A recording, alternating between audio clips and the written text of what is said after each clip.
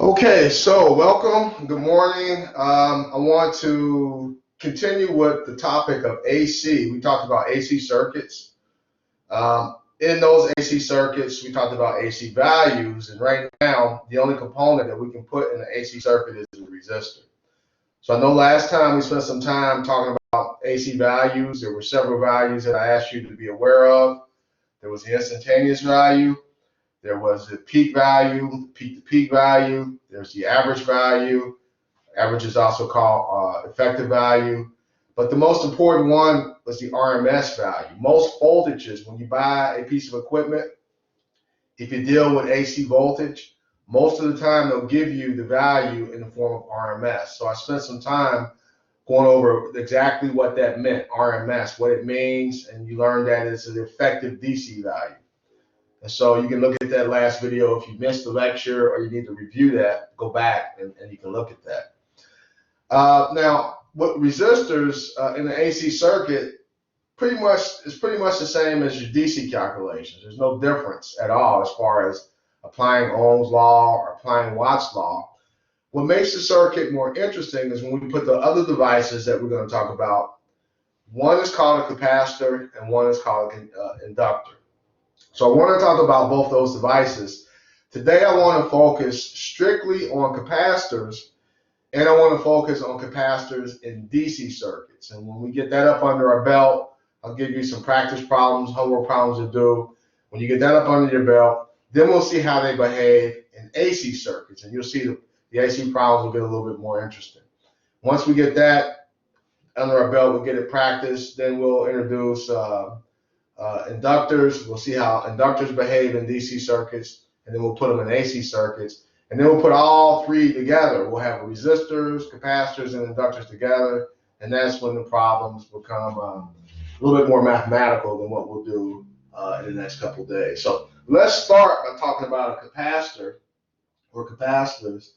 And you may have, I think most people, most technical people, if you had anything to do with electricity at all, you probably heard of a capacitor. You probably heard of a capacitor, but if not, it's okay. A capacitor is simply a storage device. A storage device. We'll talk about capacitors and inductors. Both of those devices are storage devices. So we're focusing on capacitors today. So capacitor is a storage device. Both the capacitor and the inductor store energy. Now, why would you want to store energy? Well, why would you want to store anything? The reason you store something is so you can use it later. Well, with capacitors, you can do exactly the same thing. You can actually charge up a capacitor, and the energy in the capacitor now is in the form of potential energy, electrical potential energy or voltage. That capacitor can hold that energy for a while, and then you can use it later on in the circuit if you need it. Now, when I say later on, it could be a long time, but typically it could be microseconds, milliseconds, picoseconds. To current, a millisecond is like a year. It's like a long time. So when I say later on, you might use that energy milliseconds or even microseconds later. But you'll see that this has a lot of applications. So I want to kind of ease into this. And again, my goal is to talk about how they behave in DC circuits first, and then we'll segue our way to how they behave in AC circuits, which you'll see is completely different. So if you have pen and paper, go ahead and take it out. You should take some notes. I do have some handouts I put up on Blackboard. One is a homework to do with capacitors, and the other is a topic sheet. I don't think they're there now, but they will be. But I suggest you take notes, and this will help you with your homework. So we'll start by saying that a capacitor is a device that stores energy. No matter what anybody says, it stores energy. Even though we understand it stores energy, we like to think of it in terms of its ability to store charge, because the way it stores energy in the form of potential energy, electrical potential energy, and electrical potential energy is just another name for voltage. So you can really say that capacitors store voltage. But if you remember from, I think, week 2, All voltage is a separation of charge. If I want to make a voltage, I got to separate charge. So even the symbol for like a cell or battery shows a positive polarity and a negative polarity. And what that represents is a separation of charge. And that separation of charge gives us electric potential difference or voltage. And so when you charge a capacitor, that's exactly what happens. Now, the symbol for capacitor, correctly drawn, is like that. But I'm going to draw it like this, and I'll tell you why in just a second. But when you charge up a capacitor, you end up with positive charge on one part of the capacitor and equal amount of negative charge on the other side of the capacitor. So this kind of makes you think of this cell or this battery. I have a separation of charge. I have voltage. So you charge the capacitor up, you get voltage across the capacitor, and once it's charged up, in theory, you can take it out of the circuit, you can set it somewhere, you can come back and get that voltage out later. Now you might think to yourself, because I know when I was taking this stuff in school, well, if you can do that, that's kind of like a battery. I mean, what advantage does a capacitor have over a battery?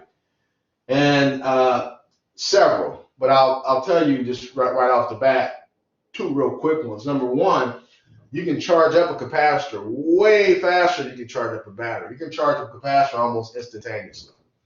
So one advantage capacitor has over a regular battery is that you can charge it real fast. Another advantage is if you need a huge amount of current real fast, you can get that out of a capacitor much better than you can get that out of a battery. So that's the disadvantage a capacitor. That's the advantage. I'm sorry, the advantage a capacitor has over a regular DC source like a battery. Now the advantage the battery has over the capacitor is the capacitor can only supply that current for a time, and that current is constantly decreasing. Whereas a voltage source like a cell or a battery can provide a significant amount of current constantly.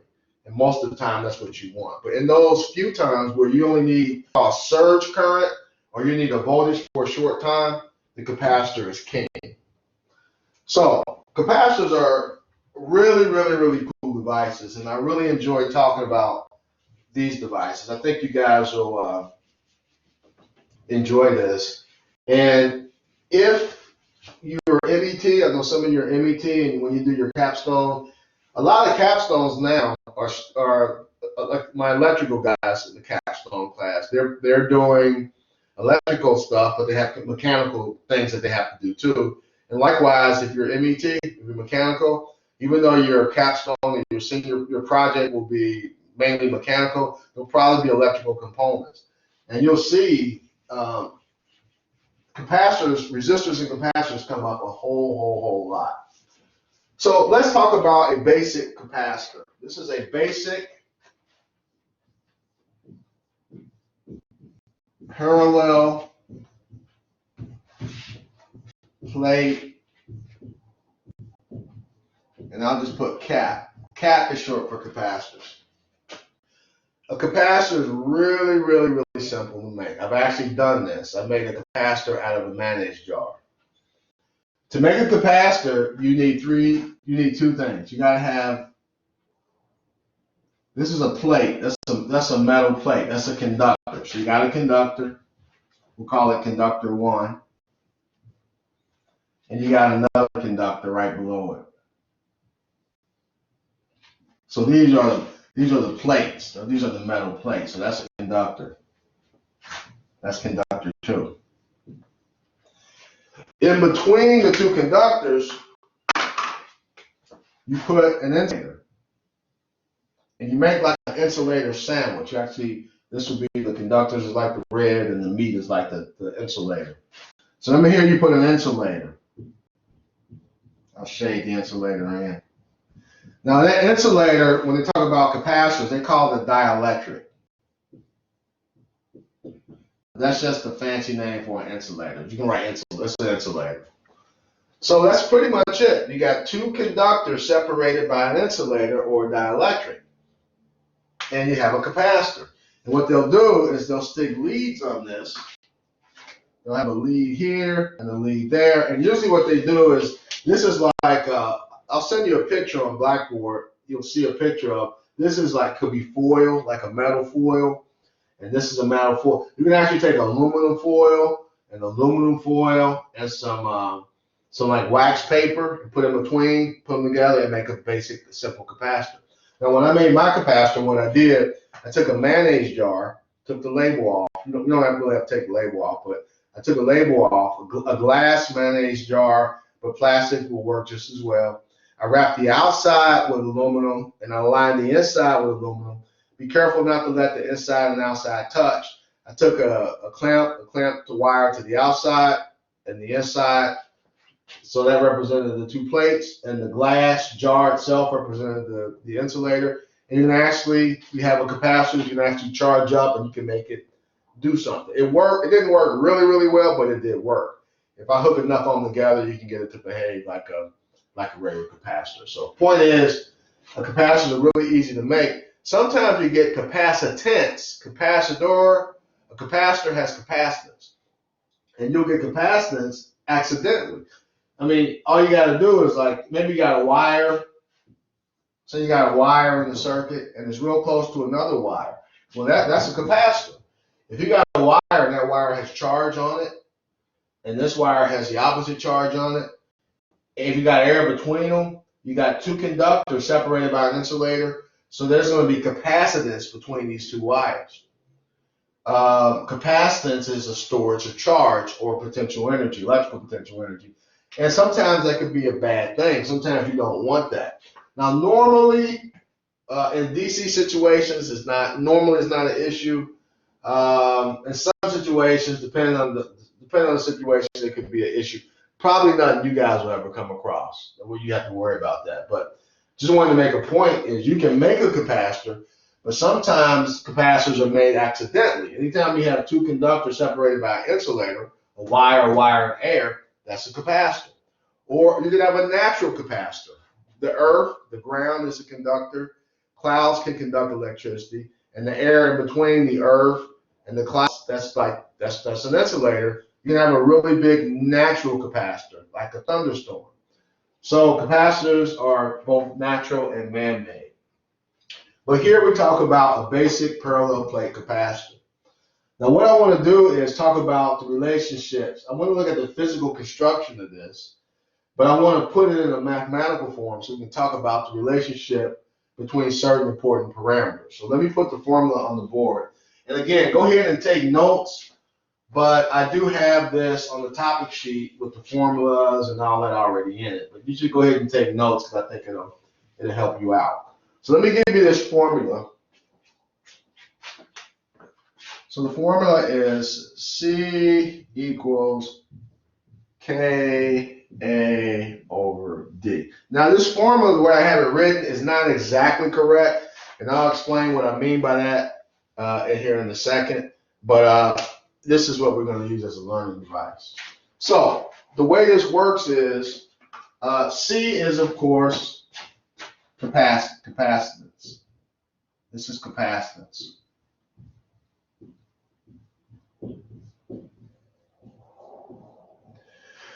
The definition of capacitance. Capacitance is a device's ability to store or hold charge.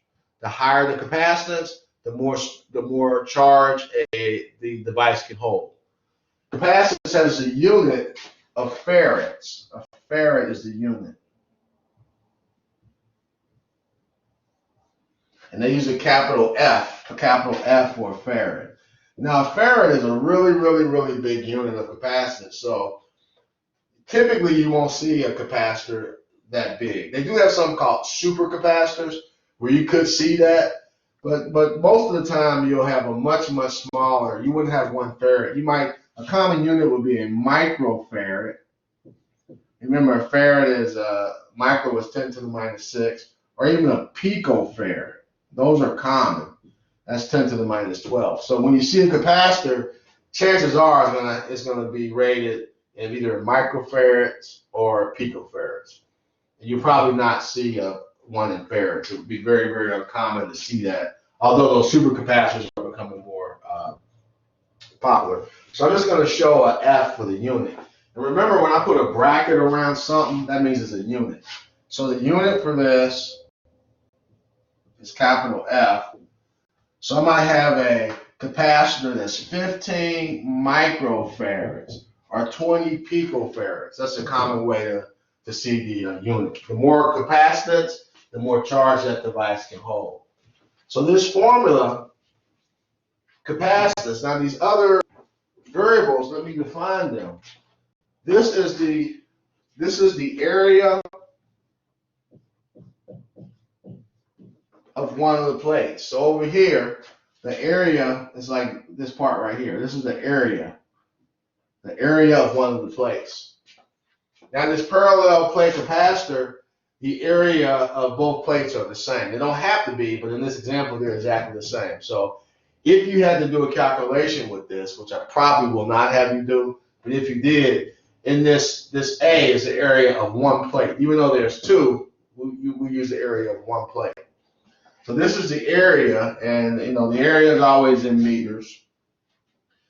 And then this D right here is the distance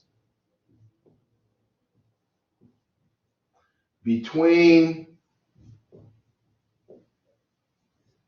plates. It's the distance between the plates. So this is the area, and the distance between that plate and that plate is what we mean by D. So that distance right there between these two plates, that's what we mean by D. Okay, so the only other thing we got to talk about is this K, and that represents the dielectric constant. Now remember, the dielectric is the material that we put in here. It's an insulator. So this takes into account the material that we put in here. There's a lot of different materials you can put in there that will have an effect on the ability to store charge. Now let me say a little bit about that, because the way I have this is not exactly right. It's actually that K, they write, a lot of books will write a K, they'll put a little E here, K sub epsilon, and that's actually the dielectric constant, because this equation, there's this, and then there's another factor here. I can't remember the number. I want to say, I don't want to misquote myself, but there's a constant here. That K is multiplied by a constant. Well, what I do is I just take, let's say the constant is X. I don't know what it is off the top of my head. But it's the dielectric constant, which that depends on the material you put in between the plates. And then there's this other constant in there. I'll just call it X. What I do is lump these together and just call it K, because I don't really care about the constant. I just want to give you a nice simple equation. So K, I'm putting the dielectric constant, but it's really the dielectric constant, which depends on the material you put in between the plate, plus another factor that I'm not showing. And I got the number here. I mean, I could look it up, but it's not really important for what we want to talk about. So this formula, I want you to tie this formula to this picture right here, because what I'm going to do next is let's talk about how these are related to each other and why they're related the way they are related. So I'm going to clean my board up a little bit. You make sure you write this down, take notes. I'm going to clean my board up a little bit. I'll get rid of this picture. I'll redraw it. And I want to look at the relationship between all of these variables that we just defined. So let's first start by looking at the relationship between C and A. So C, the capacitance, is directly related to the area because they're both in the numerator. Now, what does that mean to say one variable is directly related to another? Well, we talked about this already in class when we were having face-to-face meeting. That means that the bigger the area, the more capacitance I have. The smaller the area, the smaller capacitance I have. So if I can vary the area, I can control the capacitance. I can make it go up or down depending on if I'm increasing or decreasing the area. Now I want you to think about that because that should make perfect sense. If I have a capacitor and the plate is like that, one of the plates is that big, I have another capacitor, and the plate is like this. Think of charge as actual physical objects that can fit on the plate of that capacitor. The more area I have, the more room I have to put charge. So it should make sense to you that if I have more area, I got more capacitance. Capacitance is the capacity of the capacitor. How big is the bucket? How much charge can I dump in that capacitor? And the more area I have, the more charge I can fit in that space. So this relationship should make sense to you. C is directly proportional to A. Well, what about C and D? Relationship for C and D, C is inversely related to distance between the plates. So C is inversely related to the distance between the plates.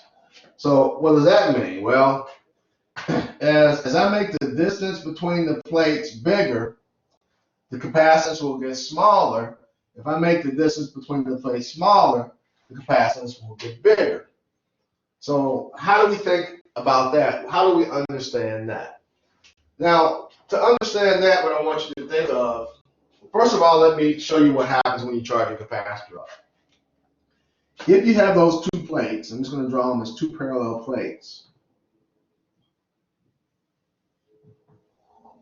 And they got an insulator in between. Now, the insulator could be air.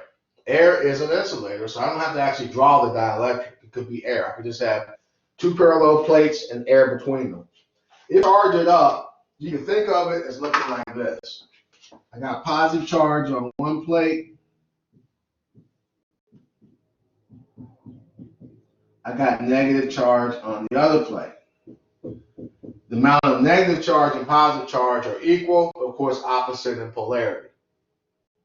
Anytime you have a situation like that, what you have between the region of positive and negative charge is something called electric field. And we actually talked about this when we talked about voltage. You have to review your notes. But I actually have electric field going between the positive and negative charge that looks like this. The electric field. And that's important because even though you can't see an electric field, and most people don't experience electric fields directly, you do have experience with its cousin, magnetic fields. Everybody on the planet, well, most people have fooled around with magnets, and you know how they work. You know, if I have two magnets, say I can have a north and a north, if I push them together, they push apart. If I have a north and a south, I get them together, they want to come together. So you play with these. So you know, just from experience, that if I have two magnets, say a north and a south, if I have them really, really far apart, then the ability of them to pull themselves together is diminished. The further apart I have them, the less ability they have to pull themselves together. But if I start to slowly move them together like this, and if I got some really strong magnets, as they get closer, their ability to attract each other increases greatly, and soon they'll get so close, they just snap together. Well, the electric field works exactly the same way. The further apart the plates, the weaker the field in a sense. I mean, the weaker, it doesn't have the ability to want to come together as much as it would if they were closer. And because that electric field is related to the device's ability to store charge, that's what makes this true. That if I separate the plates, I stretch that electric field out, the field becomes, in a sense, it becomes a little weaker in a sense, and that diminishes the capacity, that diminishes the capacitor. If I bring them back together real close, then the capacitance will increase. So if you kind of imagine this electric field is kind of behaving like a magnetic field, you can kind of see why this was true. And the other one, you'll just have to trust me on, the dielectric constant, which again, that's not exactly right the way I have it drawn, but we'll roll with it. K and C are directly related, so we'll write it like that. So the dielectric constant is actually inside this constant K right here. But here's the point. There's certain dielectrics or insulators that they use when they make capacitors. One is air. As I said before, I'm going to have two parallel plates with air in between. That's an insulator. A standard is vacuum. If I could suck all the air out, maybe put this in a vacuum chamber and suck all the air out, and just have these two plates that actually exist. They used to make something back in the day called a vacuum tube. A tube. In the old days, these things called tubes replace transistors, but tubes, they still make tubes in certain audio applications, but you would have a vacuum tube where they've sucked most of the air out, and you have a vacuum on the inside of this tube. Incandescent bulb is the same way. It's a vacuum. They'll suck the air out. I don't think they put any kind of gas in there. I think it's all vacuum. And you know when you drop an incandescent bulb, it just explodes a weird kind of way because of the vacuum in the bulb. But back to this. So the point of this is that certain dielectrics have properties that allow the capacitor to either increase the capacitance or decrease the capacitance. Now I can show you, actually it's pretty simple to show you how dielectrics do that. I'm not going to bore you with the details of that, but if anybody wants to see it when the camera stops and we have more time or later on, I'll be happy to go over it if you want to know how dielectrics increase the ability to store charge. So just take my word for it. But understand this, there's different dielectrics. It could be glass, that's an insulator. It could be wood, that's an insulator. It could be rubber, that's an insulator. Any of those kind of insulators you could use as a dielectric between the two, but because of the molecular structure of each dielectric is different, it affects the capacitors in different ways. So this dielectric constant takes that into account. So all things being equal, if I hold the distance steady, I don't change the distance, I keep the area of the plates exactly the same. Another way to change the capacitance of the device is to put in different insulators between the plates. So I might have air and get a certain capacitance. I might put glass in there and get another capacitance. I might put, there's many other dielectrics I can put in there that can actually change the capacitance. So the relationship is the higher the dielectric constant, the higher the capacitance, the lower the dielectric constant, the lower the capacitance. So we'll leave that one as is. And again, if you want to know more about that, then I can talk about that later on. Now, here's why we're going through all of this. These relationships are actually very important because now we're going to get into how do you do calculations with capacitors if they're in the circuit. And this is going to help us to understand it. Now, we don't need this one. I'm going to get rid of this one. But we do need these two. So let me get rid of this. And I want you to write something down. So if you have your notes, if you don't have them, go ahead and make sure you have pen and paper to write this down. If you do have them, because this is not on my topic sheet, what I'm going to say now. So how do capacitors behave when you hook them up in the circuit as far as capacitance? And here's the answer. I got two things I want you to write down. Capacitors in series behave like resistors in parallel. I'll say it twice.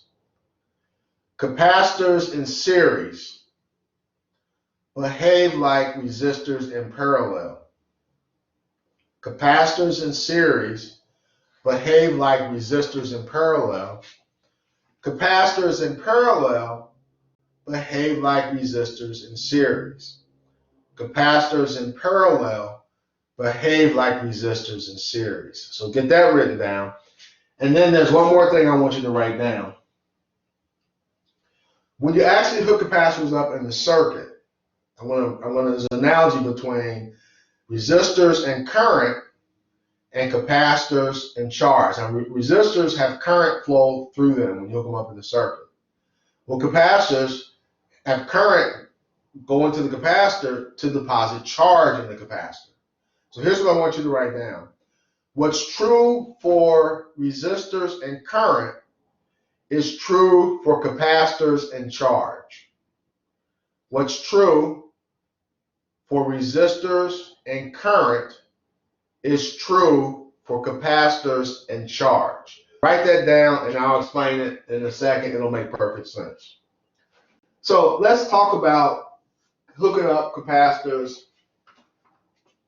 The two basic ways we can connect up devices, you already know. One is in series and one is in parallel. I can have resistors in series. If I have resistors in series, so I have two resistors in series. Maybe this is 6 ohms and this is 3 ohms.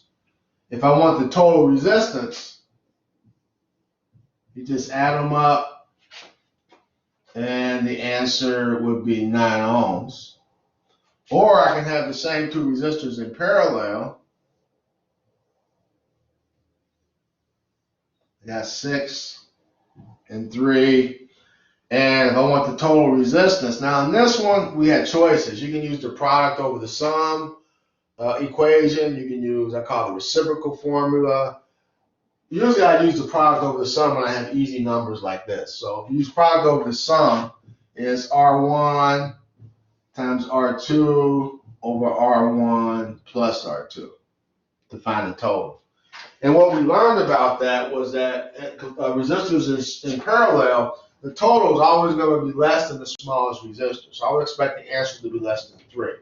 So I put the numbers in here and do the calculation.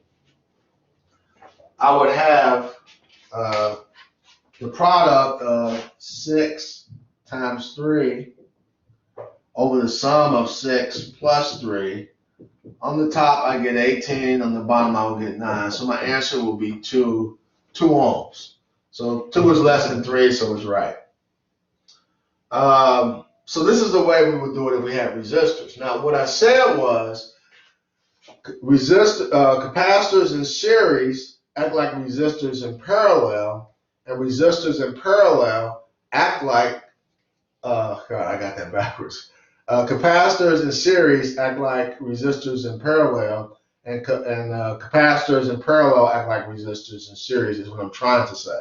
But let me show you what I mean. I can show you what I mean way easier than I can say it. You see this formula right here? We just added them up. Well, if I change these capacitors, we wouldn't add them up. We'd have to do this. And over here, where I have resistors in parallel, we have to do this. Well, if I have capacitors in parallel, I wouldn't do this. I would just add them up like I would do resistors. So I want to show you that. Let's do the parallel case first.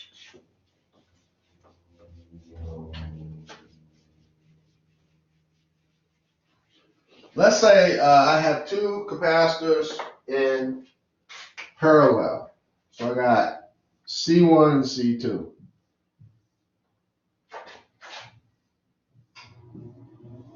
And I hook them up in parallel like this.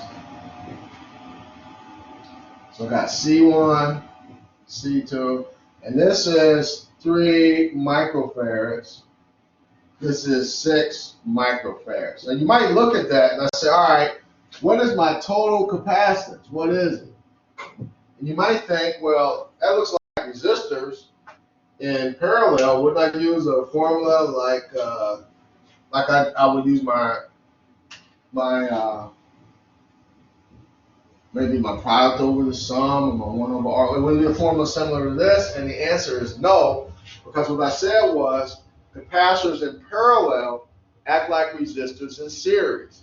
If I have resistors in series, the way I would get the total resistance is by adding all the resistors.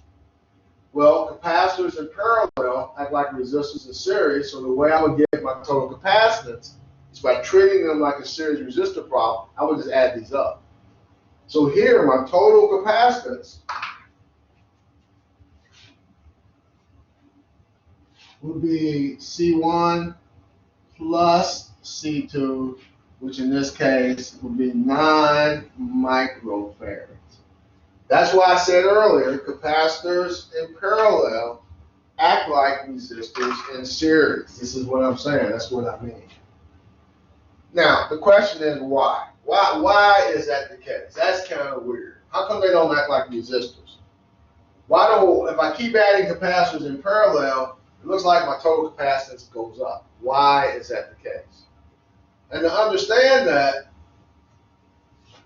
look at this. Here's what's happening.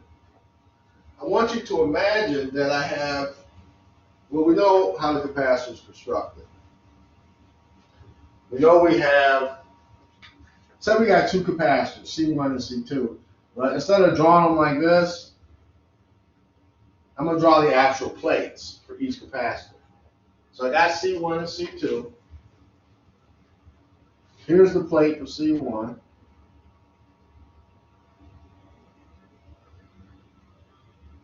And there's electric in the leads, which I'm leaving that off. But that's C1.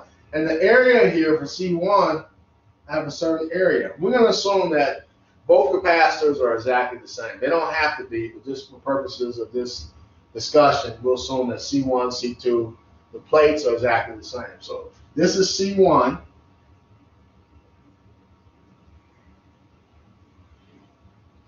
And then here's C2.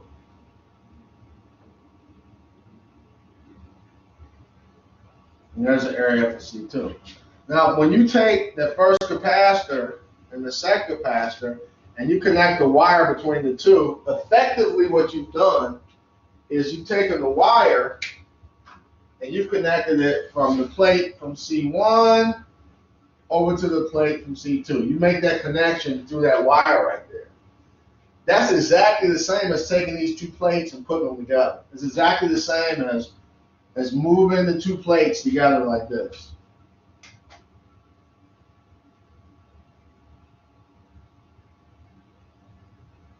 Instead of bumping up against each other, though, they're connected through that wire, through this wire right here. But effectively, this to the charge looks like this. So I got this area and this area. So what I've done is, by connecting that wire between these two top plates, I've doubled the area. And if I double the area, then I'm going to double the capacitance. So if one capacitor was, let's say, 4 microfarads, and the other capacitor was 4 microfarads. If I connect them together in parallel, my total capacitance, I got to add it up, will be 8 microfarads, because what I've done is I've doubled the area. So I'll expect to have twice the capacitance. So by hooking up capacitors in parallel, one way to think about it is you're increasing the area of the plates. And by increasing the area of the plates, you get more capacitance, so you would expect the more capacitors I have in parallel, the bigger the capacitance would be. Okay, well, that wasn't too bad to understand. Let's go with the other connection. Instead of having capacitors hooked up in parallel, what if I have them hooked in series? Like this. What if I have those same two capacitors hooked up like this?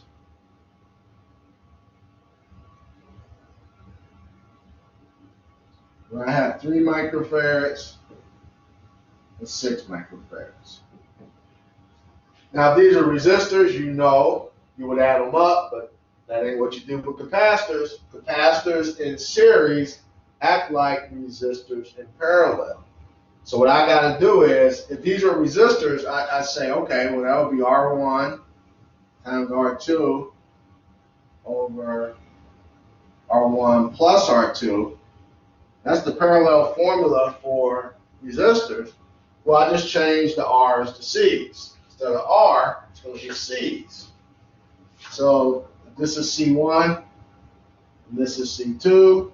The total capacitance is going to be C1 times C2 over C1 plus C2. So for this one, I would have 3 times 6 on the top over 3 plus 6 on the bottom. My total would be 2 microfarads. Capacitors in series act like resistors in parallel. So when I say act like, what you do is you just write down whatever formula that you would use for resistors, and you change the R's for C's. For example, another formula you know you can use for resistors in parallel would be this one. 1 over RT equals 1 over R1. If I only had 2 resistors, 1 over R2. So what you can do is just change the R's to C's to get the right equation. This would be CT C1, C2, and of course with this one I can keep adding terms. So now you should understand what I mean when I say capacitors in series act like resistors in parallel. Capacitors in parallel act like resistors in series. So here, if I keep adding capacitors in series, my total capacitance is going to go down. Now you might wonder, okay, well, I get, that's kind of hard to imagine. I get the other one where we put them in parallel, put a wire between the plates, effectively we're increasing the area of the plates. Well, how would you explain this? Why is it that if I keep adding capacitors in series, the capacitance goes down? What's the cause of that? Well, let's see if we can take a look at that problem and understand it. I've got about 4 minutes to do it. So I'm going to take 3 capacitors and hook them up like that. So we got C1, C2, C3. But I'm going to draw more like the parallel plate thing that I showed you before. So I'm going to neatly draw it like this. Here's my first capacitor. Here's my second capacitor. Here's my third capacitor. So I got C1, C2, C3. So what I'm going to do is I'm going to charge the capacitor. How do you charge a capacitor? Well, the way you do it is you hook up a voltage source and you send current into the circuit like that. This is a series circuit, and what you learned about series circuit is in the series circuit, the current is the same everywhere.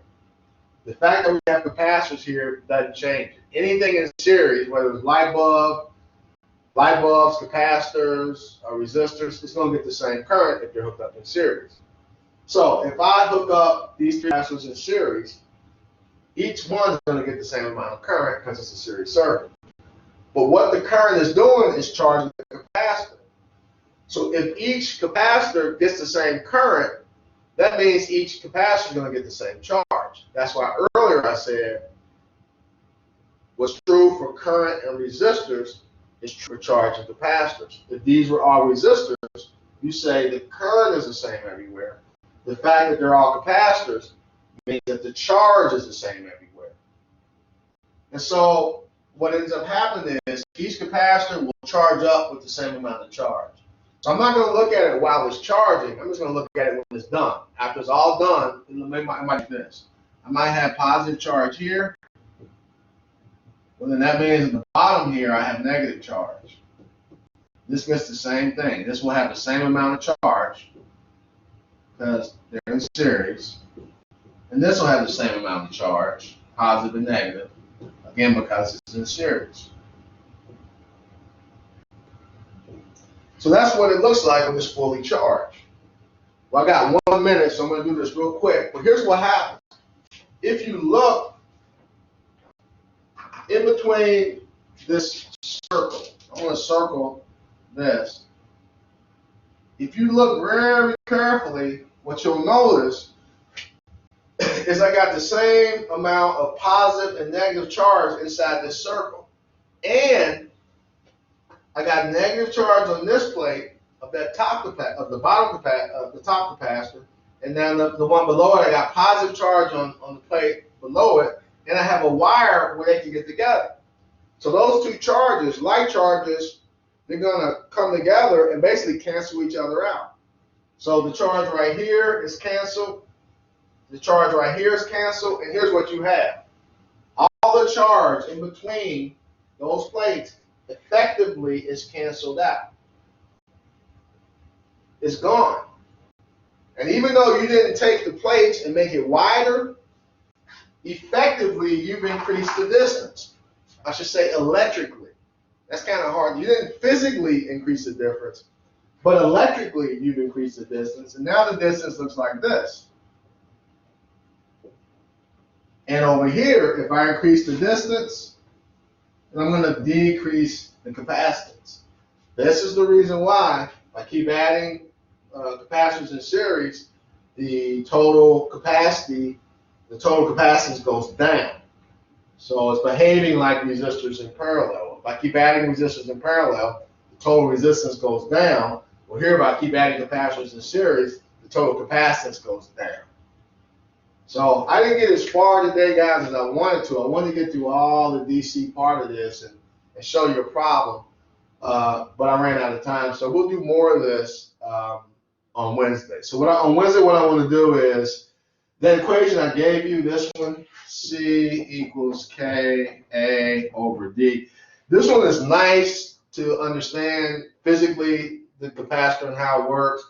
But the actual one I want to give you, the one that we can use to do calculations in the circuit, is C equals Q on V, where again is capacitance, Q, of course, is charge, and V is voltage. I call this the Ohm's law for capacitors.